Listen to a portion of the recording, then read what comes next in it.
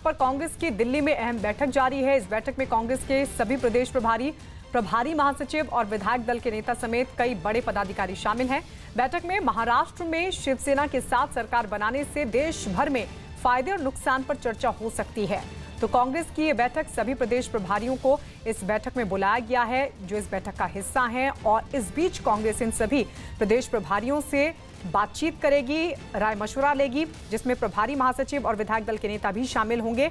उनसे पूछा जाएगा कि अगर शिवसेना के साथ कांग्रेस जाती है तो फिर देश भर में इसका क्या फायदा होगा और क्या नुकसान होगा। अनुराग ढांडा हमारे साथ जुड़ गए हैं, हमारे सहयोगी। अनुराग, बैठक जारी है, बैठक से क्या कुछ बातें अभी तक निकलकर सामने आ पाई हैं कि आखिर कौन से मुद्दे हैं जिनको लेकर बातचीत हो रही है, या फिर महाराष्ट्र की सियासत पर ही ये बातचीत जारी है? देखिए, अभी तक बैठक जारी है। हालांकि प्रियंका गांधी बैठक बीच में छोड़कर उनकी कोई मीटिंग थी उसके लिए निकल गई हैं।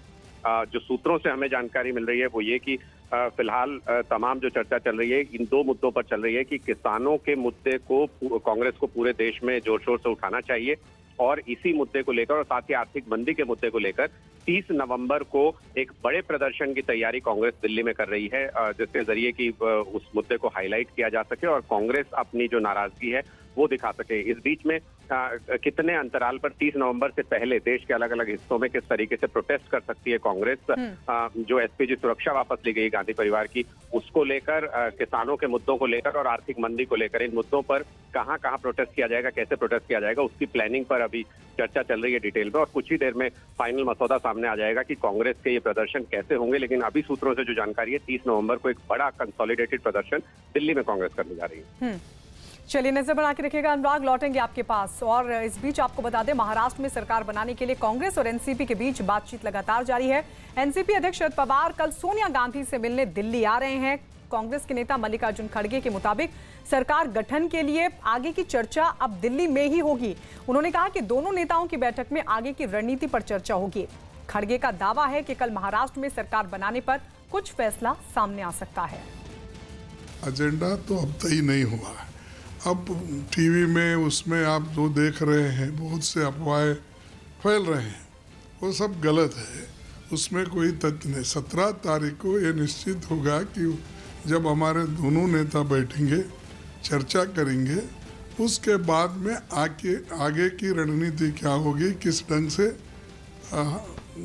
चलना चाहिए या किस ढंग से कदम उठाना चाहिए।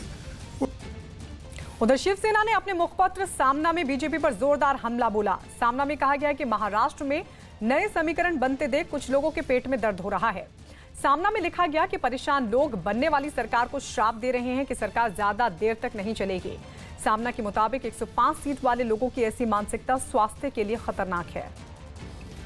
महाराष्ट्र में शिवसेना, कांग्रेस और एनसीपी की सरकार बनाने की कोशिशों के बीच बीजेपी नेता चंद्रकांत पाटिल ने दावा किया कि उन्हें कुछ निर्दलीय विधायकों का समर्थन प्राप्त है और वो जल्द ही सरकार का गठन करेंगे। महाराष्ट्र में विधानसभा की 288 सीटें हैं, जिसमें सरकार बनाने के लिए 145 विधायकों का होना जरूरी है। चंद्रकांत पाटिल ने दावा किया कि बीजेपी ने इस चुनाव में 105 सीटें जीती थी और निर्दलीय विधायकों का समर्थन मिलने से उनके पास 119 विधायकों का समर्थन है। माननीय देवेंद्रजींनी हा विश्वास व्यक्त केला की 105 भारतीय जनता पार्टीचे आमदार, 19 अपक्ष सहयोगी आमदार अशा संख्येनंतर 105 अधिक 14 119 नंतर भारतीय जनता पार्टीला घेतल्याशिवाय महाराष्ट्रामध्ये सरकार स्थापन होऊ शकत नाही आणि त्यामुळे भारतीय जनता पार्टीचं नेतृत्व असणारं सरकारच महाराष्ट्रामध्ये स्थापन होईल याबद्दलचा विश्वास माननीय मुख्यमंत्री महोदयांनी व्यक्त केला। सत्ता के लोभ में लोग भारतीय जनता पार्टी के पास गए थे।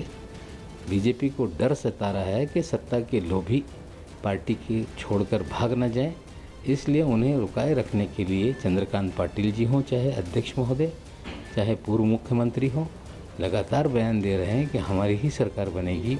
लेकिन ये समझना पड़ेगा कि 145 विधायक बिना कोई सरकार नहीं बन सकती, और वो भूल जाएं ये गोवा और कर्नाटक नहीं, ये महाराष्ट्र है।